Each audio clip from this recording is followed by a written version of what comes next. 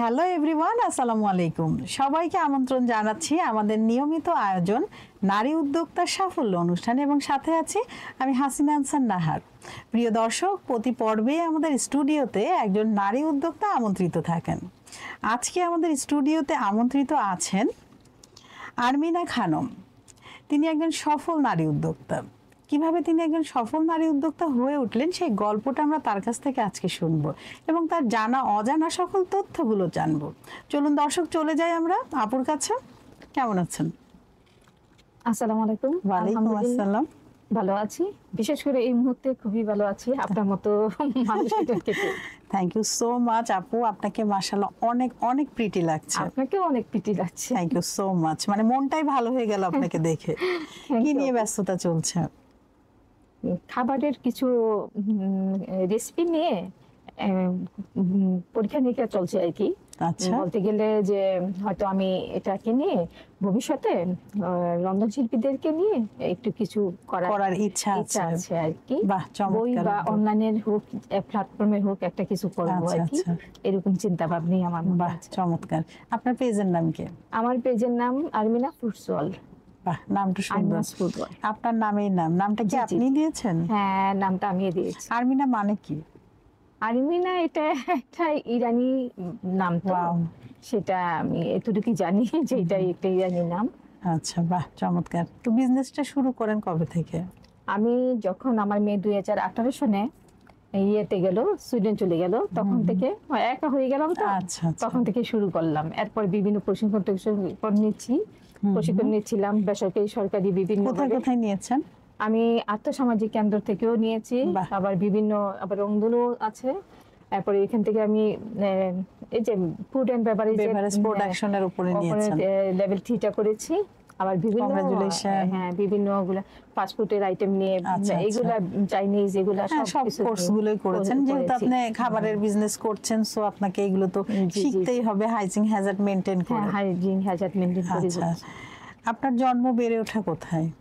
আমার জন্ম মানে আমার জন্মটা হলো কিশোরগঞ্জ, আর বেড়ে ওঠাটা ব্রাহ্মণবাড়িয়া। মূলত আমি ব্রাহ্মণবাড়িয়ার মেয়ে।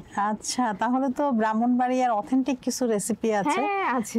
একটা তো শেয়ার করতে হবে, একটু বলেন, রেসিপিটাও বলেন। আচ্ছা, অথেন্টিক বলতে কি, ওইখানে আসলে কি, ওইখানে বিভিন্ন পিঠা টিঠা বানানো বেশি হয়।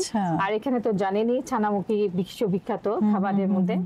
যে তারপর আবার আছে তালের বড়া যে এটা তো সবাই পানি চলে অন্য জায়গায় এই রেসিপি গুলো আমরা পাই না।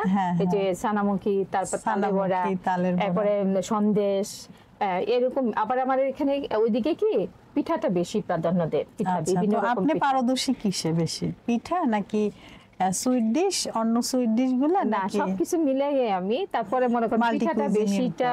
তারপর মনে করেন আমার হাতের সবচেয়ে বড় ভালো কিছু হয় যে পোলাও, মুরগ পোলাওটা। আচ্ছা, এগুলা বেশি অর্ডার আসে কোন খাবারে? এগুলাই।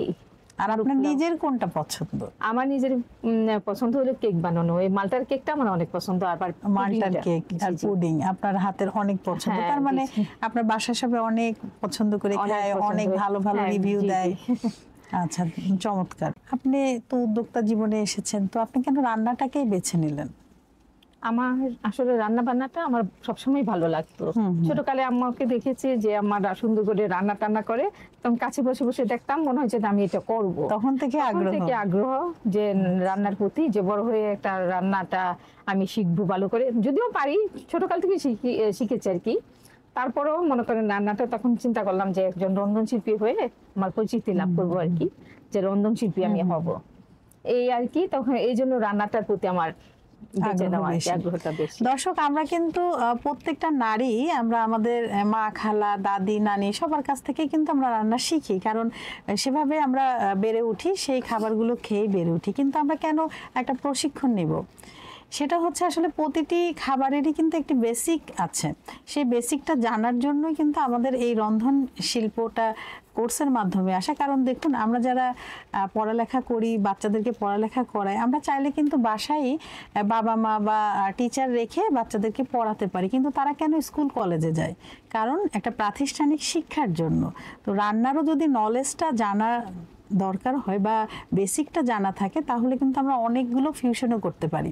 সো রান্নার হচ্ছে যেমন আমাদের স্কুলের প্রয়োজন আছে, বিশ্ববিদ্যালয়ের প্রয়োজন আছে, প্রাতিষ্ঠানিক শিক্ষার দরকার আছে, ঠিক রান্নার জন্যও কিন্তু আমাদের প্রাতিষ্ঠানিক শিক্ষার দরকার।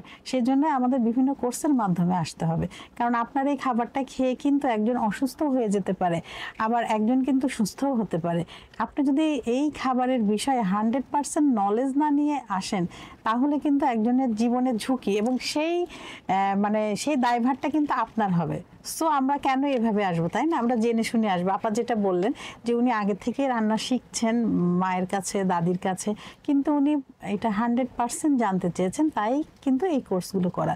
সো আমরা শুধু যে একটা হচ্ছে চাকরি করব বা শেফ হব সেজন্য আমরা রান্নার স্কুলে যাব বা হচ্ছে এই কোর্সগুলো করব তা না। আমরা বাসায় যারা রান্না করি সেটাও কিন্তু প্রপার ওয়েতে হাইজিন মেনটেন করে কিভাবে আমরা পুষ্টিকর ও স্বাস্থ্যকর রেসিপি তৈরি করব সেজন্য আসলে এই নলেজগুলো আমাদের নেওয়া উচিত। আপনি কি বলেন? আমার একমত।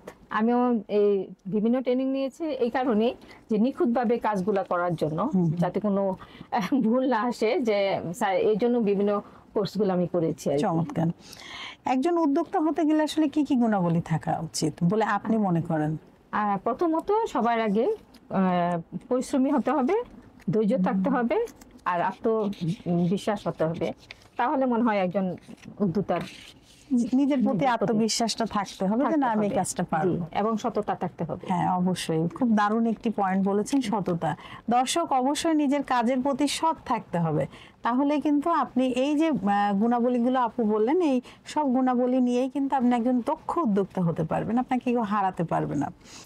উদ্যোক্তা হিসেবে আপনার সাথে যোগাযোগের মাধ্যমটা কি, কিভাবে আপনার খাবার অর্ডার করবে একটু দর্শকদের বলতে? মূলত আমার ব্যবসাটা অনলাইনে, তারপরও আমার ফেসবুকের একটা পেজ, নিজস্ব একটা পেজ আছে, আরমিনাস ফুডস অল, আমার ওয়ার্ল্ড আজকে আরমিনাস ফুডস অল, এইটা আছে। তারপর আবার এমনি বিভিন্নভাবে আশেপাশে যারা আছে তাদেরকে নিয়ে আর কি, যারা অর্ডার দেয় সেইভাবে আমি নেই। আমি বেশি মানুষের অর্ডার নেই না, আসলে 25-30 জনের মতোই অর্ডার নেই। মানে ম্যাক্সিমাম আপনি 30 জনের নেন, আর মিনিমাম আপনি কতজনের নেন? 50 না, আমি বলছি বেশিরভাগ 50 থেকে 100 জন মোটামুটি নিতে পারি। আর 20 থেকে 25 থেকে মনে করেন 30 জনও নেই, মানে আশেপাশে যারা হয়তো ঘরোয়া কোনো। আচ্ছা, যদি অল্প অর্ডার দেয় সেক্ষেত্রে কয়দিন আগে আপনাকে অর্ডার করতে হবে? আর যদি বেশি দেয় অর্ডার, বেশি দিলে আমাকে মানে 5-7 দিন আগে বলতে হবে, আর অল্প হলে হয়তো 2 দিন আগে আমাকে বললেই হবে। আপনার অনলাইন শপটা কয়টার সময় খোলা থাকে আর কয়টার সময় ক্লোজ? সব সময়টা খোলা থাকে। তারপরেও সকাল কয়টার সময় আপনাকে নক দিলে তারা পাবে আপনার পেজে? সব সময় পাবে, তখন সকাল 8টা থেকে রাত 12টা পর্যন্ত। দর্শক আপনারা যদি আপুর হাতের মজাদার রেসিপির স্বাদ নিতে চান, আপুর পেজে কিন্তু ইনবক্স করতে পারেন, চাইলে আপুকে কলও করতে পারেন, পেজে তার নাম্বার দেয়া আছে। এবং আপুর কিন্তু অনলাইন শপটা সকাল 8টা থেকে রাত 12টা পর্যন্ত খোলা থাকে। সো আপনারা যে কোনো সময় আপুকে কলও করতে পারেন। আপুর ডেলিভারি ম্যান আছে, খাবারটা কিন্তু যথাসময়ে পৌঁছে দেবে, এবং মিনিমাম অর্ডার হলে 1 দিন আগে এবং ম্যাক্সিমাম অর্ডার হলে আপু 6 থেকে 7 দিন আগে অর্ডার করতে বলেছে। উদ্যোক্তা হওয়ার পেছনে আসলে আপনার কি কি ট্রেনিং নিতে হয়েছে? যেগুলো বললেন ফুড অ্যান্ড বেভারেজ প্রোডাকশন এবং শর্ট কোর্স গুলো করেছেন, আরো কি ট্রেনিং নিয়েছিলেন? আরো নিয়েছি বলতে কি, আমি ফুড বিউটিফিকেশনের উপরে একটু কোর্স নিয়েছি, তারপর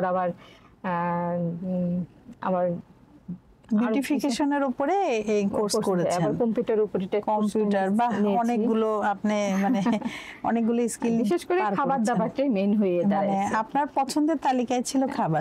আসলে দর্শক, খাবারের প্রেমে যদি কেউ একবার পড়ে যায়, সে আসলে এই প্রেম থেকে উঠতে পারে না, প্রতিনিয়ত পড়তেই থাকে। যে প্রফেশনকে ভালোবাসে, অনেক সময় দেখা যায় ডাক্তার ইঞ্জিনিয়াররা শখের বশে আসে শিখতে, কিন্তু তারপরে দেখা যায় যে তারা এটাকে নেশা থেকে পেশা হিসেবে নিয়েছে। আপনি কি বলেন, এরকম কি হয়েছে? না, হ্যাঁ সেটা তো হয়েছে, অনেকের মধ্যে এটা আছে। মানে আমাদের খালতো বোন, নিজের বোন, এরা দেখা যাচ্ছে যে ডাক্তার ইঞ্জিনিয়ার, তারা ওয়াইফেরাও সেরকম চাচ্ছে যে একটা কিছু করুক, আশেপাশে মানুষও আগ্রহ পাচ্ছে আর কি এইগুলা করার জন্য।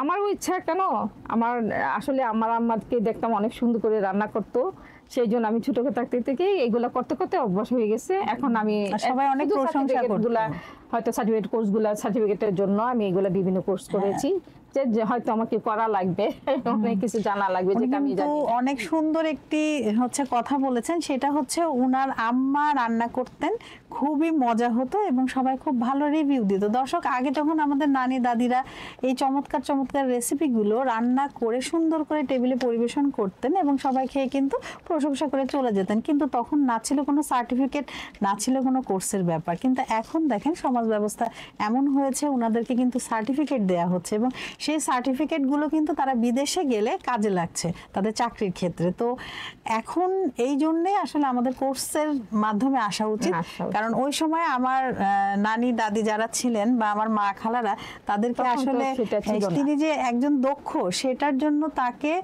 তার কোর্স করতে হয় না। তার যে সম্মাননা, একটা সার্টিফিকেট, তার দক্ষতার যে নিদর্শন, সেটা কিন্তু দেয়া হয়নি, কিন্তু আপনাদেরকে দেয়া হচ্ছে। তো কেন না আমরা এই এই সুযোগগুলো লুফে নিই, যে যার জায়গা যেহেতু থেকে আমাদের সার্টিফাইড সুযোগ হই। আছে, হ্যাঁ। হ্যাঁ, অবশ্যই। উদ্যোক্তা এবং ব্যবসায়ের মধ্যে আপনি কি কোনো পার্থক্য খুঁজে পান? উদ্যোক্তা তো মনে করেন ব্যবসায়ী হতে পারে, কিন্তু ব্যবসায়ী তো উদ্যোক্তা হতে পারে না। রাইট। উদ্যোক্তা মনে করেন নিজের উদ্যোগে কোনো কিছু তৈরি করা বা Creation আর কি, পরিচালনা হ্যাঁ। করতে পারে, কিন্তু ব্যবসায়ীটা কি নিজের প্রচেষ্টায় হয়তো ক্রয় বিক্রয় ক্রেতাদের ক্রয় বিক্রয় করে, সেটা নিজের ইয়াতে মানে অল্প দামে কিনে বেশি দামে বেশি দামে বিক্রি বিক্রি করছেন, করতে এটা পারে। আমরা অনেকটা কালেকশন বলতে পারি। কিন্তু জি। একজন উদ্যোক্তা নিজের ক্রিয়েটিভিটি দিয়ে ক্রিয়েশন করে, সে নতুন জিনিস সৃষ্টি করে, তৈরি করে। খুব সুন্দর বলেছেন। কি কি সম্মাননা পেয়েছেন? আসলে মানুষে আমার খাবারগুলা খায়, পছন্দ করে, মন্তব্য করে, সেটাই আমার সম্মাননা। তারপরে আমি পেয়েছি খুব সুন্দর বেশ বলেছেন। কিছু সম্মাননা আমি অনেক পেয়েছি। অর্গানাইজেশন থেকে পেয়েছেন। জি, জি। তো সম্মাননা পাওয়ার পরে আপনার অনুভূতি কি? আসলে কি সত্যি কথা বলতে সম্মাননা পাইলে যে খুব একটা খুশি আমাকে পেতে হবে, আমি সেটা চাই না। আমি চাই যে আমার খাবার দাবার সবকিছুই যেন মানুষের মধ্যে ছড়ায় যা, ভালো কিছু বলে, সেটাই আমার জন্য যথেষ্ট। ওইটাই আপনার হ্যাঁ, সম্মাননা। হ্যাঁ, সেটাই। আসলে সম্মাননাই হচ্ছে কাজের স্বীকৃতি, যেটা বললাম যে আমার নানি দাদিরা কিন্তু সেটা পায়নি, সেটা আমাদের সৌভাগ্য হয়েছে পাওয়ার। আমরা কেন সেটা করব না? এবং দর্শক, সম্মাননা অবশ্যই কাজের স্বীকৃতি, এবং সম্মাননা পেলে কাজের যে ইচ্ছা শক্তিটা, সেটা কিন্তু আরো 100 গুণ বেড়ে যায়, আর উদ্যম গতিতে আমরা কাজ করি। প্রশংসা তো সবাই পছন্দ করে, তাই না? গুড রিভিউ তো সবাই লাইক করে। আচ্ছা, উদ্যোক্তার রন্ধনশিল্পী হিসেবে আপনার সক্রিয়তার কোন কোন খাবার রান্নায় আলাদা বৈশিষ্ট্য বজায় রাখেন? আমার খাবারের আলাদা বৈশিষ্ট্য যেটা, সেটা হলো মানে কেন আমি- আপনার খাবারটাই নিবে, অর্ডার করবে? কি এমন বিশেষ গুণ আছে আপনার খাবারে?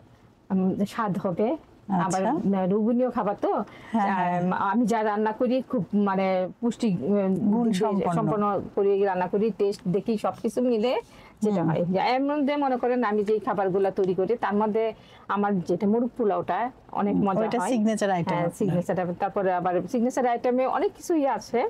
তবে তার মোরগ মধ্যে পোলাওটা বেশি অর্ডার বেশি হচ্ছে, পোলাও, রিভিউ মোরগ ভালো। পোলাও, আবার কলিজার কাবাবটা আমার বাহ, হাতে অনেক মজা চমৎকার। হয়।